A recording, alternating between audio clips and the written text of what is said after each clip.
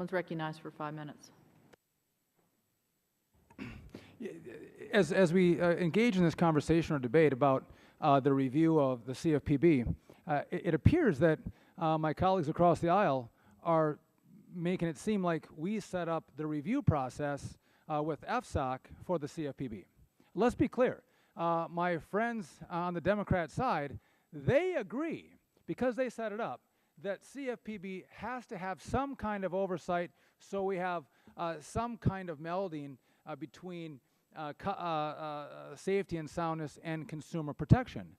The conversation today is, what is the appropriate standard for oversight, and how many votes should we have to overturn a CFPB rule?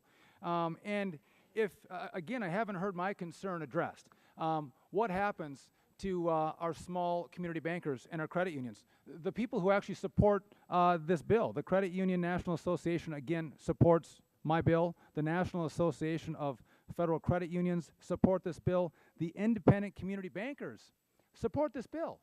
Why? Because they understand that with my bill and how we modify the CFPB, it gives them a voice. Because so often what I hear from my bankers and credit unions in small rural Wisconsin is that they get regulation after regulation after regulation, and it has an incredible impact on their ability to do business. They can't spread that cost over a great number of consumers. So these rules impact them in a way that can put them out of business. And if you take away our community bankers or our credit unions, who had nothing to do with the financial crisis, you take away our ability to create jobs in our district. And so I don't know why you won't join with me and say, let's make sure we keep our small community banks alive and well and prosperous.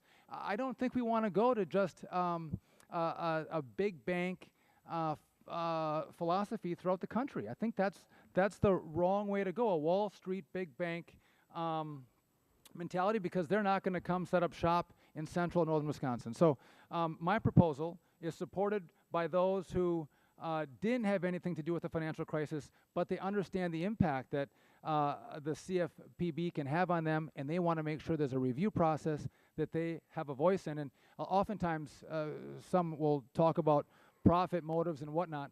Our credit unions who support this bill don't have a profit motive. They're there to serve their constituents. They're there to serve their community, and they support my bill. I would ask you all to join with me and have a common sense reform that's going to make the CFPB meld far better with regard to consumer protection and safety and soundness. I'd yield back.